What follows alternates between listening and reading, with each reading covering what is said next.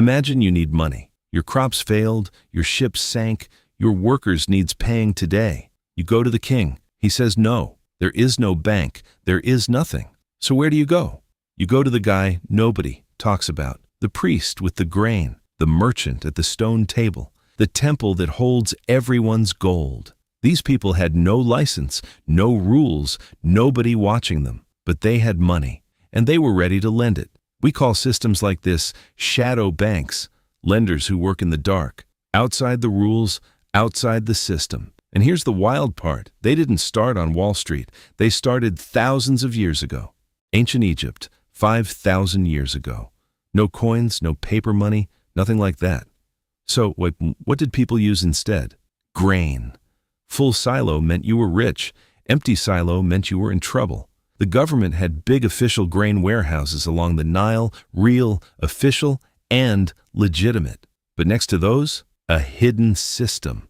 Wealthy landowners ran it. They had grain, you needed grain. Simple deal. But when harvest came, you paid back more than you borrowed. Always more. And if you couldn't pay, you didn't go to jail. You worked for them on their land with your hands until every last grain was paid off. Millions of people took that deal because they had no other choice. Now we move from the desert to the sea. Ancient Greece, Athens. Meet the Trapezitai. That name comes from the Greek word for table, because that is literally where they worked. A flat stone table, right in the middle of the marketplace. No office, no building, just a table and a deal. Here's what they did. They funded sea voyages. A merchant wants to load a ship and sail across the Mediterranean. Dangerous, expensive. Most people couldn't do it alone. So the Trapezitai lent the money. But the interest was brutal, sometimes 30%. Why so high? Because if the ship sank, the loan was gone. The lender lost everything. But if the ship came back full, everyone got rich. High risk, high reward. That is venture capital, invented at a stone table in ancient Athens, thousands of years before Silicon Valley ever existed. Now we hit Rome, the biggest empire the ancient world ever saw. Rome had roads, Rome had armies, Rome had laws. But here's something most people never learn in school. Rome never had a central bank. Not one, not ever. So how did an empire that size move money? They borrowed it from men called the Argentarii. That just means silver men. They started as simple money changers, but over time they became something far more powerful. They tracked deposits, they made loans, they funded entire political careers. And then there were the big players, wealthy elites who lent money to senators and generals. Julius Caesar himself was buried in debt before he ever became famous. His entire rise to power was bought with borrowed money. Too many loans, too many people who couldn't pay back. The whole system shook. Rome wasn't just built on marble and military power, it was built on debt, okay? So we've seen grain lenders, marketplace bankers, political money men.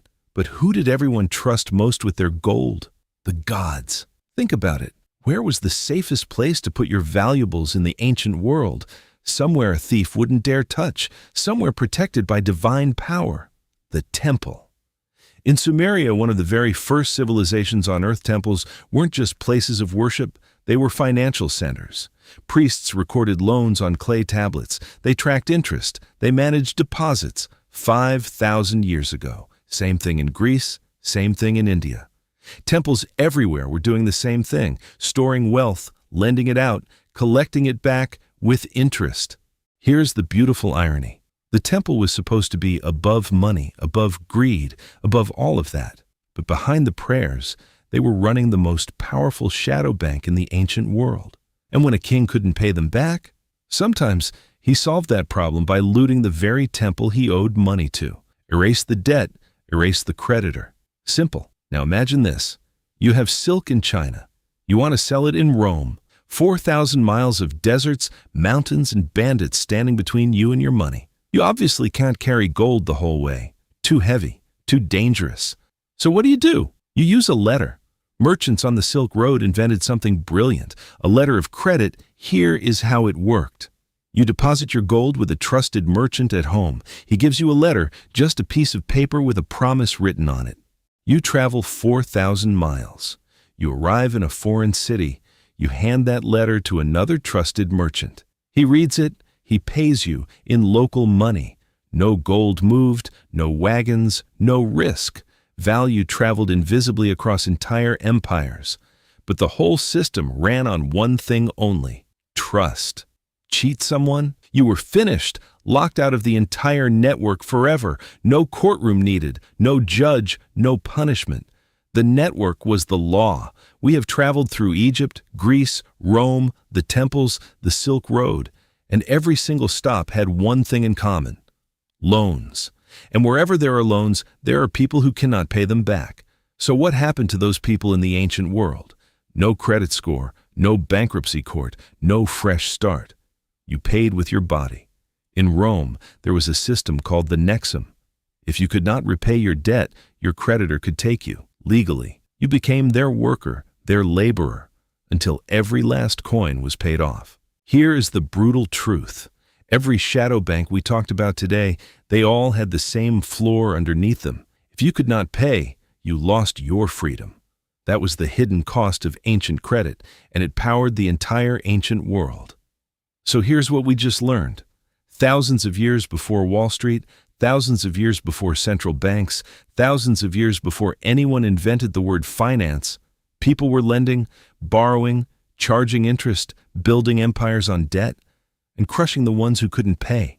The shadow banks of the ancient world didn't have suits or skyscrapers. They had grain silos, stone tables, clay tablets, letters written on paper traveling 4,000 miles on foot.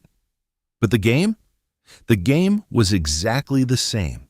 Money flows to power, debt flows to the poor, and the system always protects the lender first.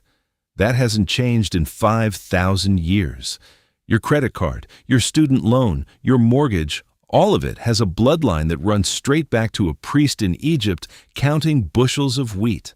If this video made you see history differently, hit that like button right now. It helps this channel reach more people who love stories like this. See you in the next one.